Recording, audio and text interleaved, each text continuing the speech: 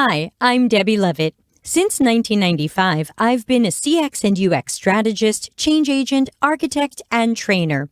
Delta CX is my full-service CX and UX agency. We help companies with CX and UX projects, consulting, building and improving teams, and transforming strategies and processes towards customer-centricity. Clients call me Mary Poppins because I fly in, fix everything I can, sing a few songs, and fly away to where I'm needed next. Please reach out and ask if you have any questions. My email is on each slide.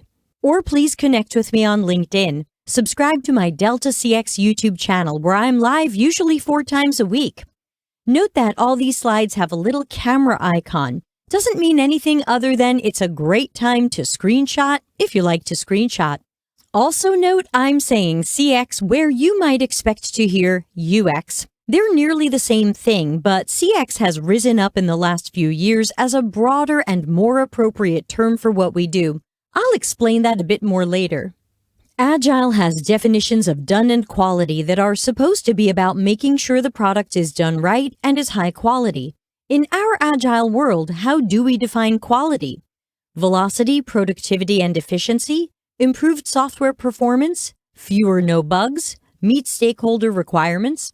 What about our definition of done? We did what we planned? It fit business objectives? It's coded, tested, documented, and deployable? There's something huge missing here.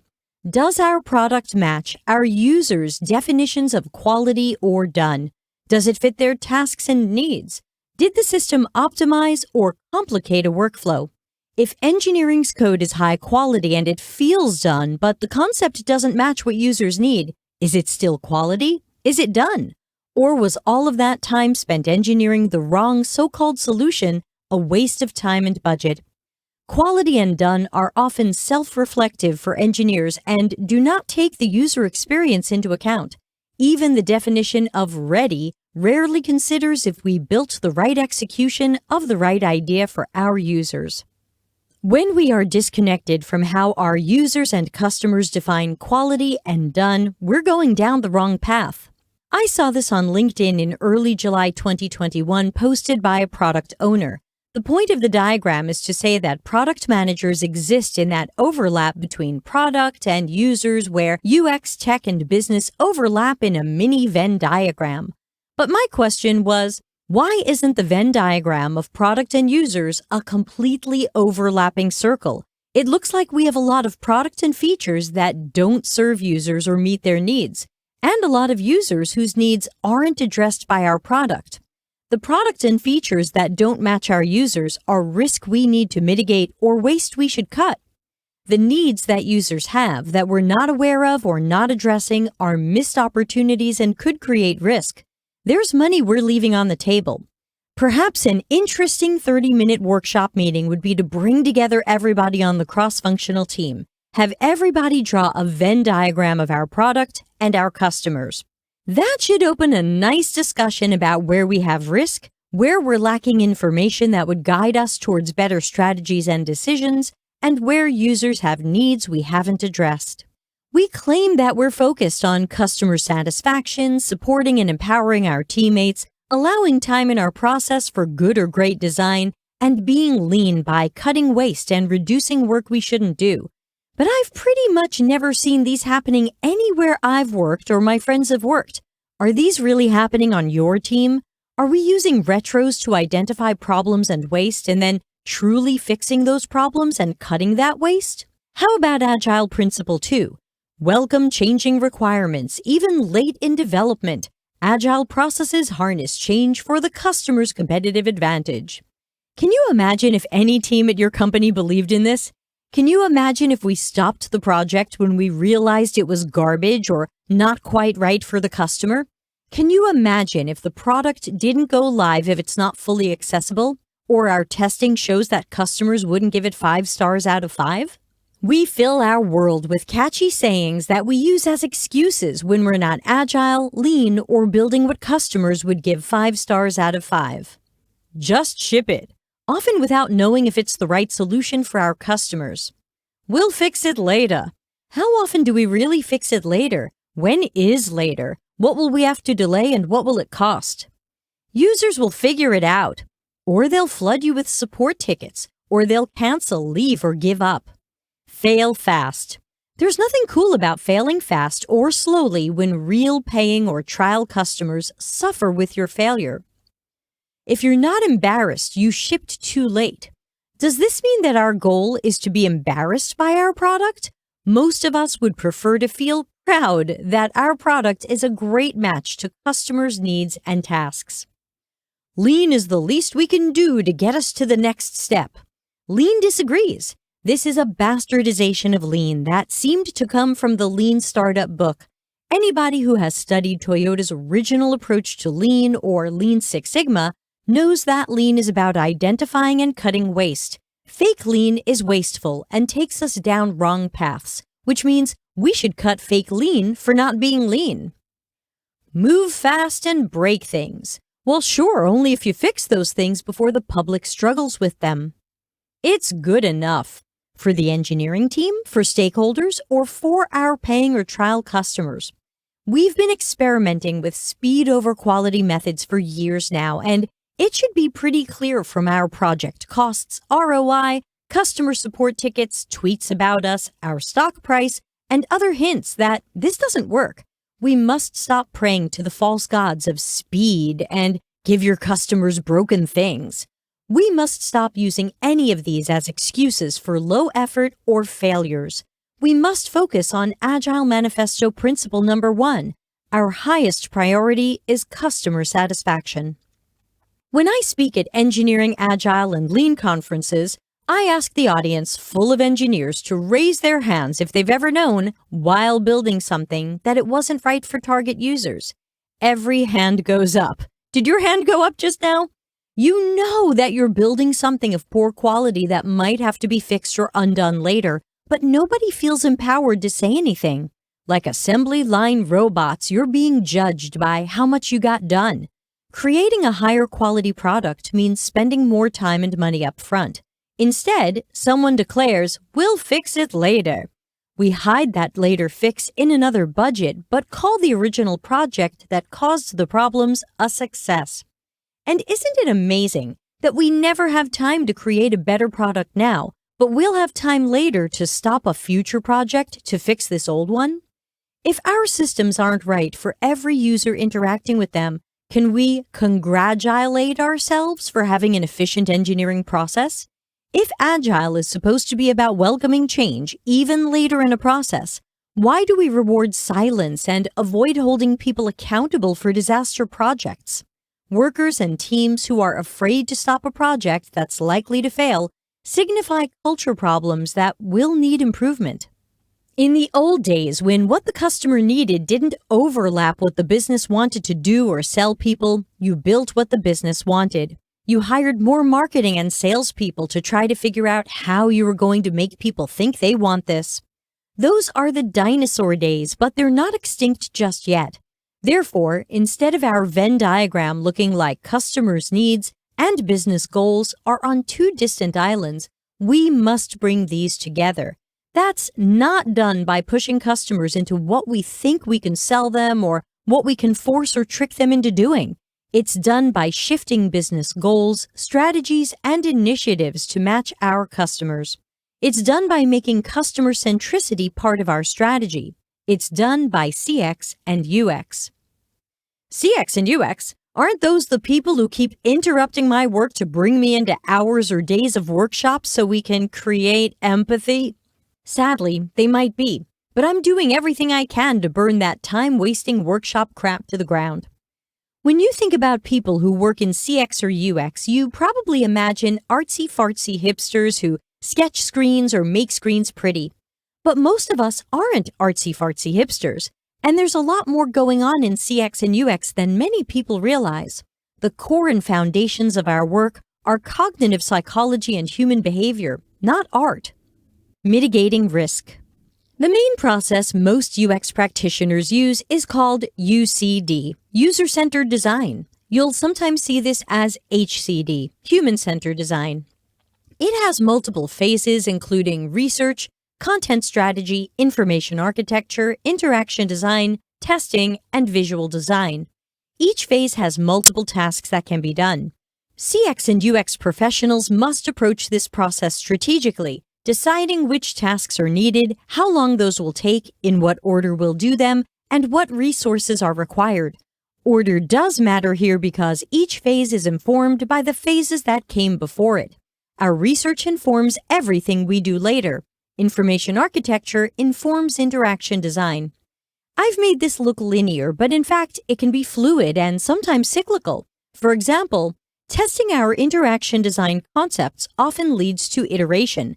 This means another round of information architecture and interaction design work. We should build and test another round before we can call this completed. In this case, our work spirals its way to the best design solution. Each iteration gets the designer closer to properly clarifying root causes and coming to the correct design solution. You'll also hear a lot about models that say things like learn, build, and test.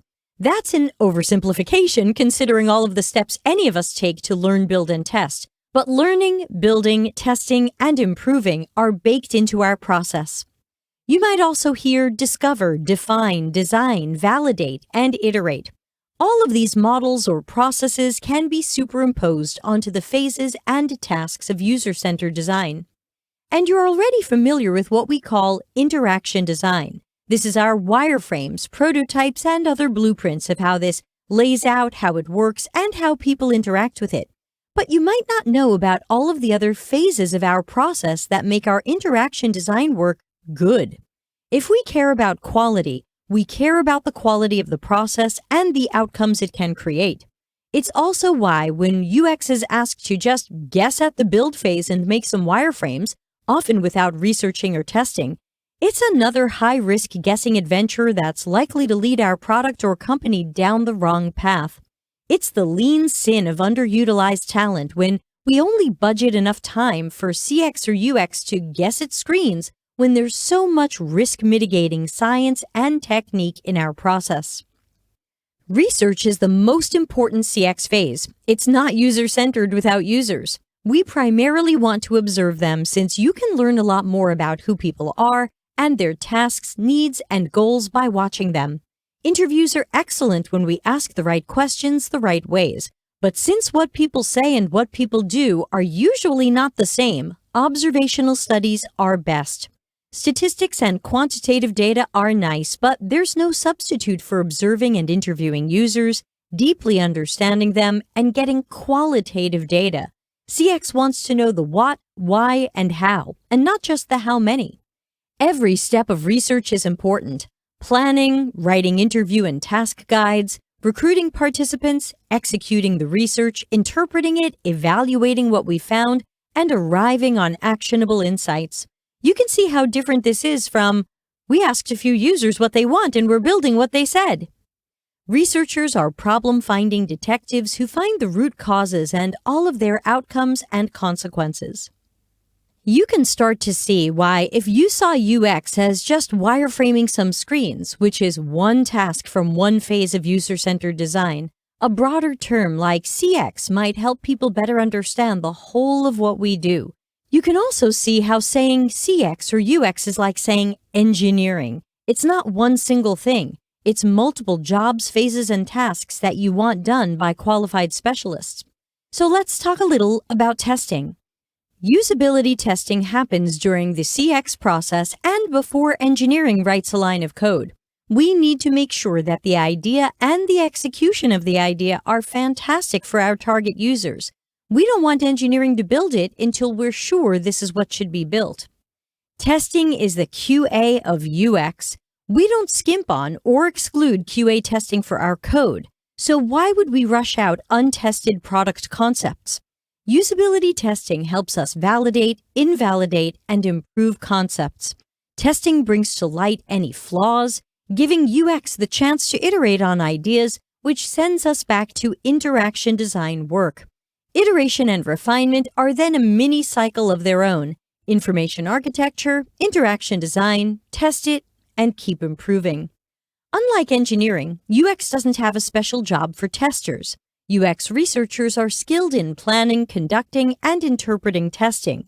Remember that every time Agile says that we want feedback from users, we want to learn if the product is going in the right direction, or if users find value in the features, they're talking about CX and UX research work. By generating knowledge about people and systems, and then evaluating concepts, researchers should be our go-to people every time we notice we're guessing, assuming, hypothesizing, making things up, or working based on what someone believes. People are often thrown off by the word design. It makes them think that things have to be pretty or artsy-fartsy. But in reality, CX and UX are all about business intelligence and risk mitigation. Insights and opportunities found in our research add to our business and customer intelligence. They can help guide our strategies, initiatives, goals, and direction. Our early research, as well as testing our concepts and solutions early and often, is all part of risk mitigation. Solving the wrong problems and giving customers something that doesn't really match their tasks and needs is highly risky. So in case you thought that CX and UX were the people you talk to when you need a screen sketched or where should you put a button, I hope that you're learning that we offer so much more to engineering, product, marketing, and other teams in the way of business and customer intelligence, as well as risk identification and mitigation. Our coworkers, managers, leaders, and execs very rarely see the science and technique or the strategy that goes into CX and UX work. They see wireframes, pretty screens, sketches, whiteboards, and walls of sticky notes. So they think, UX makes screens. Anybody can make wireframes and decide how products look and work. My phases of proficiency model is really an iceberg where people are used to seeing just the tip of the iceberg without understanding what's going on below the surface. The iceberg model explains why Agile and Scrum coaches keep telling me that UX has easy work that anybody can do, like paper prototypes. This is so easy, anybody can do it, means we're at the building block phase of proficiency, our lowest phase of proficiency, and we're ignoring the quality of the work being done. And we're ignoring the body of the iceberg, the cognitive psychology, interaction design, information architecture, accessibility, and other concepts, best practices, and skills that we need to create excellent interaction designs. I learned some basic programming in 1979. I learned HTML in 1995. I'm passionate about engineering, so I can code to production, right? Or am I just at the building blocks phase of proficiency?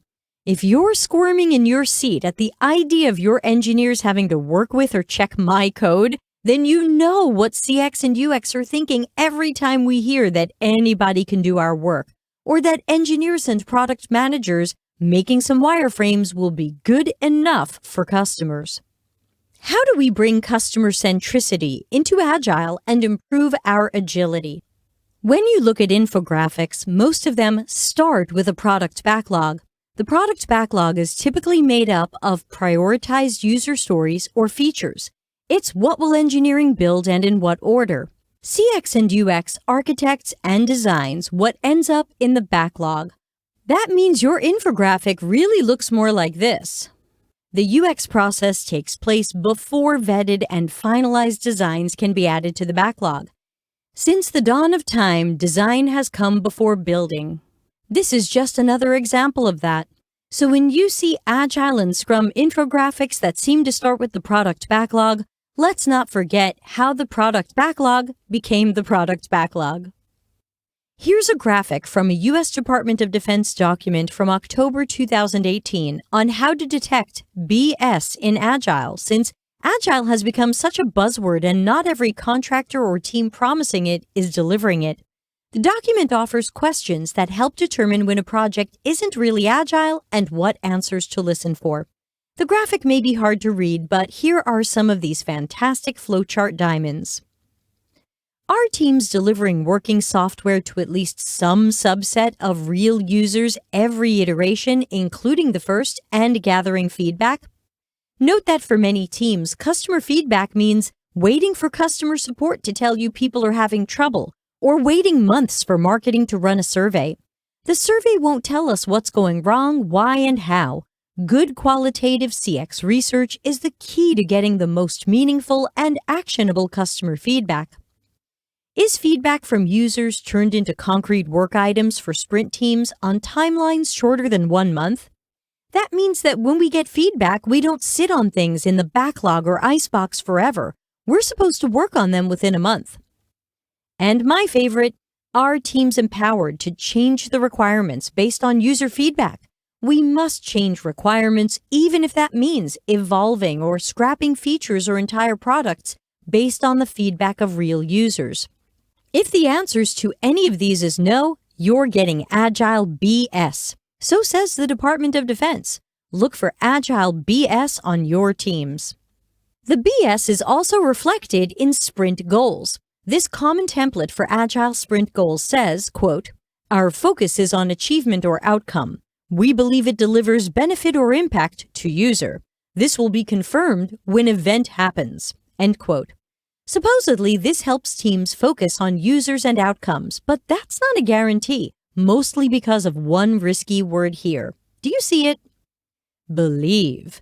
Imagine work goals being based on something someone believes, a guess or assumption. Shouldn't we know it delivers certain benefits because the concept has been validated and vetted before we're planning engineering sprints around it? Every time we notice we're guessing, assuming, hypothesizing, making things up, or working based on what someone believes, our UX researchers should study whatever it is so we can know. Step in when you hear people wanting to work from guesses. I've rewritten sprint goals to be more user-centric. Our focus is on customer or user outcome.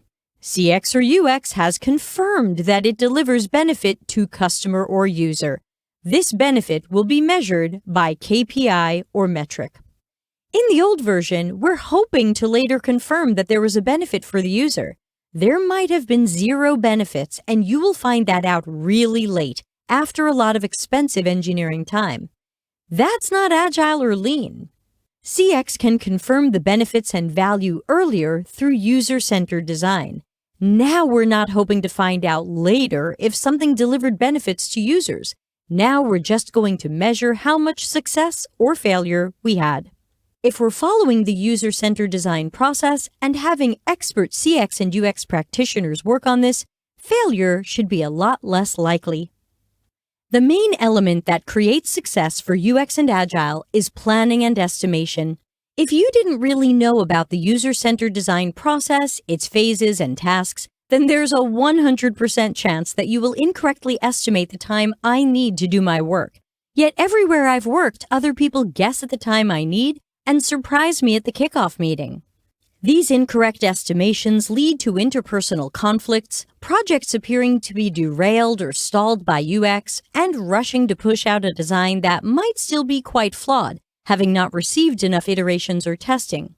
Product, project, portfolio, and program managers should bring CX and UX into earliest discussions so projects have the right budgets and timelines from the start. Agile teams should include their CX or UX teammates in planning and estimations. Estimating our time is part of our strategic approach to a project. Please make sure you're working with your CX and UX teammates so they can estimate their time and resources as early as possible. Please don't let non-UX roles guess at UX time estimates, and please don't give UX the days left over after engineering estimates their time. CX and engineering are equally important domains and need to have equal voices in estimation and planning at every level. Here's a little bonus from Lean. PSE is my term for products, services, and experiences, whatever your company sells or offers. Lean defines value as the PSE provided to customers at the right time at an appropriate price. This is defined, in each case, by the customer. This is an important point. Lean stresses that the customer defines the value of PSE. Stakeholders don't decide what has value. The highest paid person doesn't decide value. We should use our qualitative research to understand what customers need. What has value to them? We shouldn't guess. Lean defines value added as something changing the PSE's form or function that the customer is willing to pay for. But more interestingly, something is only value added if it's done correctly the first time. That's right. All of those cycles of guessing at what customers want and then having to fix or redo them later, that's called lean waste, and we're supposed to identify that, reduce it, or eliminate it. Traditional flavors of Agile are correct in saying that we must collect feedback from customers to know if our product has value and is considered high quality by users. But Agile and the MVP model imagine that we have to collect that feedback after releasing our product when our risks and costs are highest. Since Agile tends to exclude CX and UX processes and professionals, Agile doesn't realize that we can get that feedback through early concept testing of CX prototypes. Teams claiming to be Agile burn time and money to learn very late in the game that we've gone in the wrong direction. Learning this late that we need to fix or rework our product is really waterfall in disguise. Agile can pride itself on doing smaller batches of work and releasing products more frequently, but if you're continuously releasing garbage and not finding flaws until weeks or months later, your boat has just gone over the waterfall.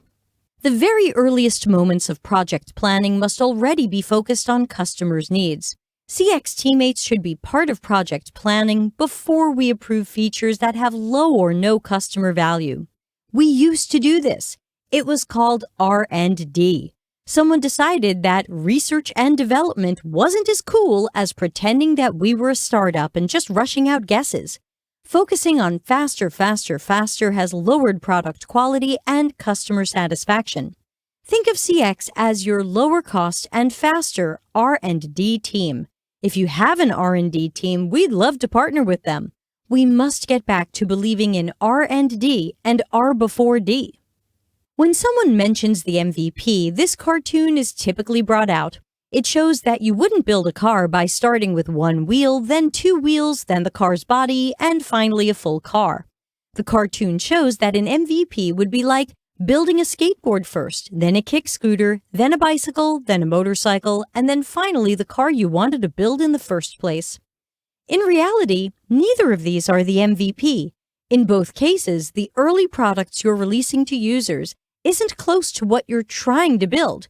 If users need a car, neither a single wheel nor a skateboard will be a match to their needs, which raises a lot of questions like, are MVPs the best use of our time and resources?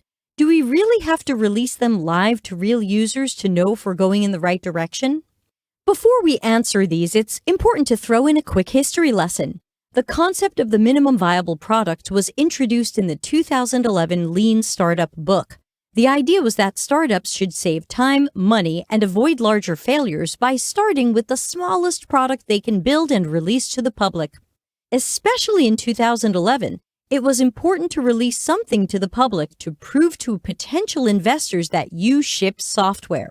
Remember, we're talking about startups, not major corporations. Small startups with unknown founders had to show potential investors that they could release software. The lean startup should have, but didn't indicate that this could all be done with realistic UX prototyping and the testing that lives in the user-centered design process. Since the Lean Startup book assumes you have no UX or product professionals on the startup team, the only way to know if your product is going in the right direction would be to build and release it. But even this is flawed. I was working with Silicon Valley startups in the early 2010s while living outside of San Francisco, and I can tell you that magically every startup founder had validated their MVP. They released that app that was going to help surfers coordinate going surfing. They showed it to some surfers, and they were sure they had validated that surfers really need this. The MVP was invented for startups who had no UX staff, no product staff, and possibly no research on their target users' needs, tasks, and workflows.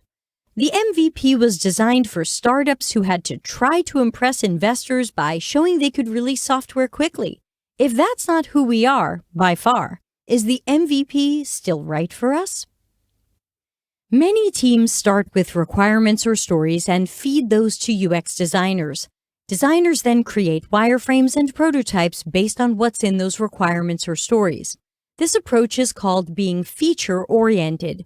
You decide the features first, and everything is planned around that. But what if the requirements or stories aren't a good match to users' needs, tasks, or realities?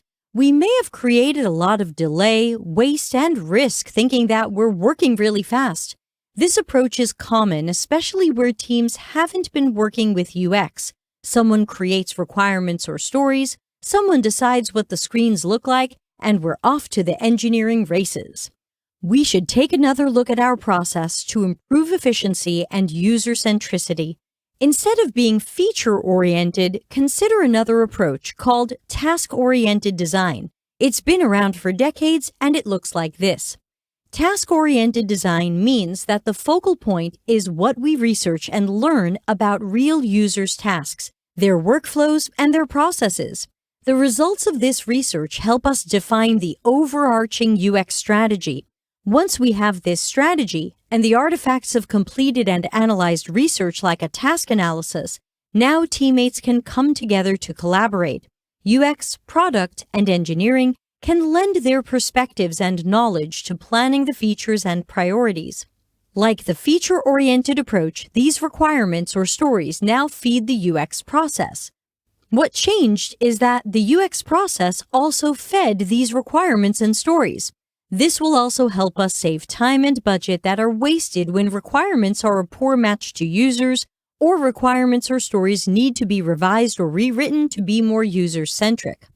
I can show you this graphic on how CX needs to be 2 or more sprints ahead of engineering. I can tell you how CX needs to start before engineering because if we're populating the backlog with finalized designs, we have to start ahead of you. I can call what we do working in sprints, I can call it days. I wrote a whole book on all this and it already needs a rewrite. I can show you a variety of models on how CX and UX work with Agile, but I can make this really easy for you because all 7 models on the screen say the same thing. CX is on its own track. We're not working on the same stories engineering is working on in the same sprint. We're at least 2 sprints ahead, preferably 4 or more. Once you can accept that Agile is about a predictable and reliable assembly line, we can all exhale, put CX on its own track, cut the conflict and control, and get back to work. In fact, pretty much no other domain is on engineering's track. Product made a prioritized roadmap well before Sprint 0 or 1, and nobody called that big product up front. We made time for all kinds of strategy, planning, programming, prioritizing, estimating, research, and more, and nobody calls this big planning up front. Engineering shouldn't control CX. We're on our own track. We often hear that UX just isn't agile, but this is easily explained. Let's imagine a team of 4 developers and 2 QA professionals. They want 4 sprints of work, which is normal. When UX wants 8 weeks to do something, this is sacrilegious. People clutch their pearls and cry that UX must be bloated, old-fashioned, and waterfall. Nobody tells engineering that needing 8 weeks to do something isn't agile or lean. Nobody called them waterfall. Nobody called it big engineering up front. At most companies where I've worked, my time was split between 3 projects. You might get 1/3 of my work. So not only do you expect something in days or a single sprint, but you expect it from 1/3 of a person. And at many companies I've worked at, there are maybe 4 CX or UX researchers supporting every project the entire UX department is doing. That's a bottleneck. This staffing imbalance is completely inefficient and will never be agile. Instead of fixing this, Agile coaches, Scrum trainers, and engineering leads call the tasks I need to do my job well big design up front. They've decided that 8 weeks for engineers is fine, but 8 weeks for my team is evil, wrong, and must be avoided. You want 4 sprints for 6 engineers, but you give 1/3 of a UX worker 2 days? This is why our customers can't have nice things. We should pursue a better way to work together and enhance agility. My Delta CX model suggests that CX architects work in pairs. Even one 100% dedicated CX architect would be an upgrade from the 1/3 of a person you probably get now. This is the person who handles information architecture, interaction design, and prototyping. When hiring, we should assess them for all of these skills. Pretty screens on a crappy system can still make customers unhappy. We have to do a better job selecting more qualified workers than we tend to now. But think of this as adding one person to the team. If you have the pair, they will share one seat within the team, but you can get twice the work out of them, which could mean twice the speed. Now you've got your CX, UX, or design skill, whatever you want to call it, on the team, as nearly every flavor of Agile suggests, except you'll actually have someone competent and efficient at it. The CX architect pair has their own research team. Hire someone with 6 or more years of specialized research experience and team them up with 2 more junior researchers. Since these are specialist jobs, we can't just ask a business analyst to do some research. And you can't hire research newbies alone without a very experienced person to lead and support them. And again, do not assess a CX researcher by pretty screens or visual design. Their job is research planning, execution, and analysis, not art. You don't have to interface with researchers that much. The CX architects run most of the interference on that. The 5 CX professionals, plus others from the CX department like a visual designer and copywriter, would be their own team. Now you have a ratio of 5 CX architects and researchers to 6 engineers. Putting a larger and more qualified CX team on projects would allow them to be more efficient. Staffing up with highly qualified CX specialists has to be better than inefficient and wasteful guesses, hypotheses, beliefs, hopes, dreams, and a lot of fear. Fear felt by both internal teams and our customers. It's also better than making up negative names for CX's workflow, putting us in a silo, declaring that I'm in an ivory tower, or announcing that minimally viable UX work will be good enough for our paying customers. What is the smallest unit of work CX or UX can pass to engineering? There was a viral video a few years ago showing an automatic soap dispenser installed above a power outlet. Your hand, and possibly your power plug, will be covered in wet soap just as you're connecting to live electricity. The caption I saw was, "This is the reason we do integration testing as well as unit testing." That is a good engineering joke. But it's also why CX architects and tests complete workflows rather than separate pieces in isolation. Imagine if someone had tested a prototype of a soap dispenser over a power outlet. The problem would have been noticed before anything got installed. Lots of work and human pain saved. CX needs the big picture of the full user experience for whatever task users are trying to achieve. We can't just design small pieces separately and never test them together. We think in terms of the user's task, process, or workflow. We must build for the full arc of that task and test it and improve it before we send it to engineering to be built. It's our version of acceptance testing. If the project is something smaller than a full customer workflow, like a quick fix, of course we can be nimble and we'd need less time. Not everything CX does requires a giant runway, but product, project, and engineering must be prepared for when a feature calls for that. Where would companies get the budget for all of these new, well-qualified CX practitioners? It's also the answer to the common question of how can CX possibly save time and money when we're adding people, tools, and resources to a process or project? Or what is the ROI of good customer experiences? You'd get that budget and ROI from what you save in engineering rework, customer support not having to help people so much, and sales enjoying attracting and retaining more customers. If marketing has to spend more money promoting a mediocre product, they would save money when our product is a better natural match to customers. Consider the entire arc of a software product. Without a proper CX process, there's a higher probability that our users are crash test dummies, finding product flaws we should have seen and fixed. Mistakes have costs associated with them. Mistakes the system made. Mistakes the system helped someone make. Mistakes the system didn't stop someone from making. That's just some of the time and money that could have been saved by releasing a better product in the first place. While it can look like CX adds time and money to a project, when CX is done well, it has a huge ROI across the larger arc and life cycle of our products. Investing in CX helps you identify and reduce cycles of waste. We have to drop faster, and work smarter. We must proactively recognize and mitigate risk, better planning up front, throw away surveys and guesses about who users are and what we imagine they need.